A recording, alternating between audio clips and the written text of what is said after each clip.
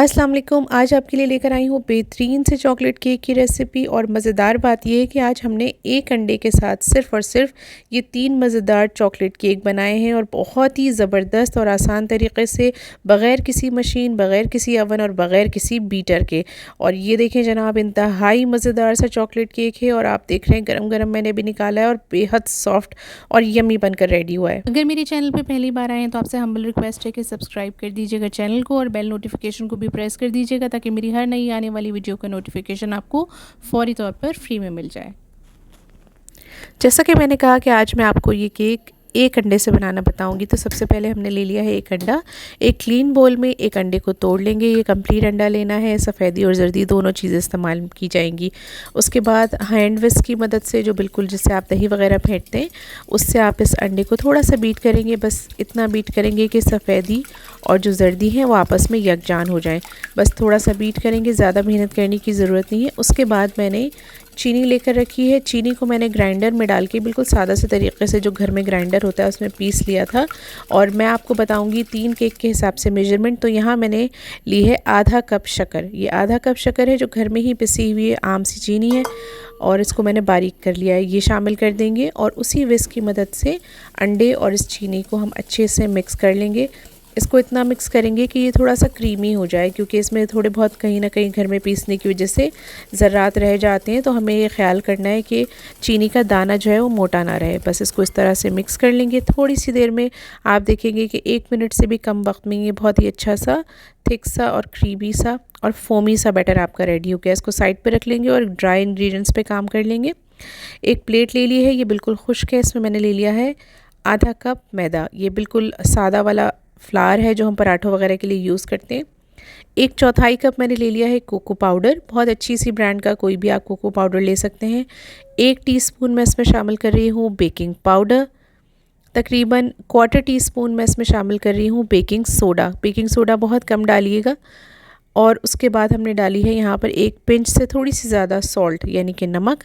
वो आपके chocolate cake को बहुत अच्छा फ्लेवर देता है। और यहाँ है जनाब हमारा ख़ास इंग्रेडिएंट जो कि इस केक को बहुत सॉफ्ट बनाएगा, आधा कप गरम दूध।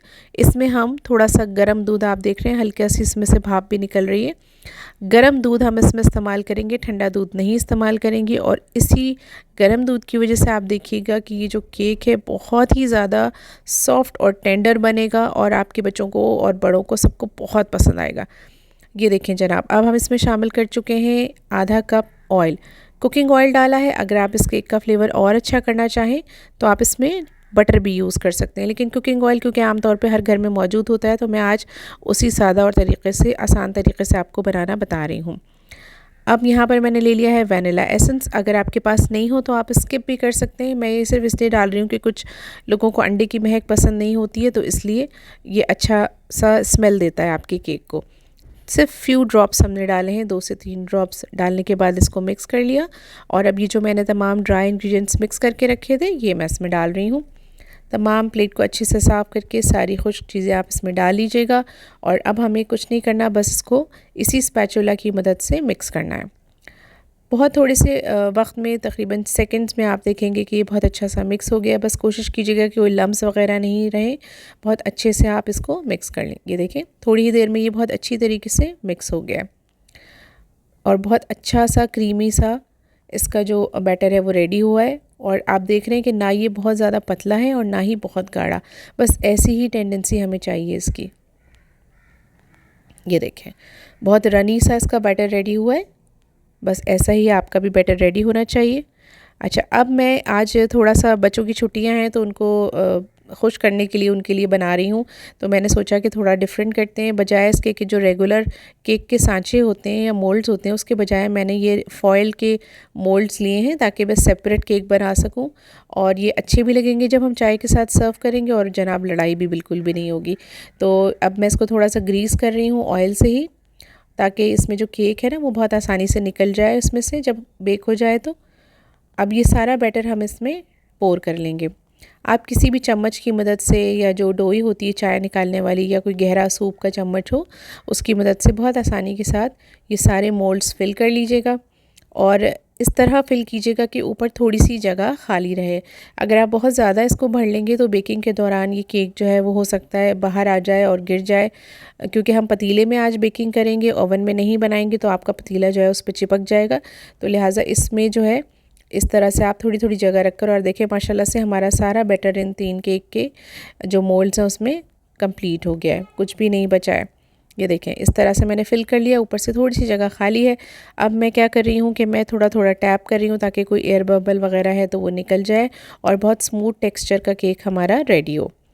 दूसरी तरफ हमने जो एक पतीला है उसको पहले से ही गर्म होने के लिए रख दिया था, और ये देखें इसका जो होल होता है ना, ये मैंने बंद कर लिया था और इसके अंदर मैंने एक जाली स्टैंड रख दिया है।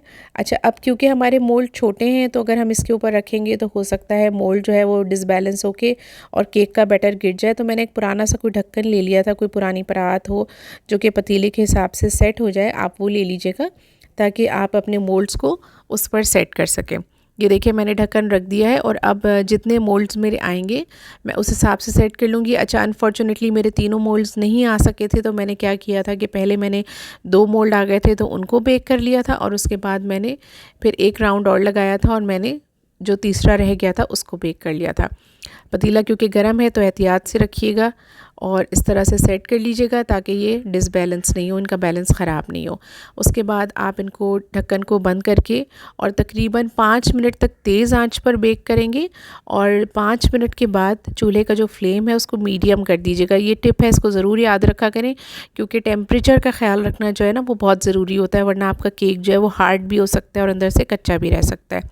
तो बस 5 मिनट इसको बेक करेंगे हाई फ्लेम पे, और उसके बाद मीडियम फ्लेम पे तकरीबन 20 मिनट बेक करेंगे, और तकरीबन 25 मिनट में आपके ये केक जो है बहुत शानदार से रेडी हो जाएंगे। ये देखें जनाब, बहुत ज़बरदस्त से केक रेडी हो चुके हैं, बहुत अच्छी सी खुशबू पूरे किचन में फैल गई है।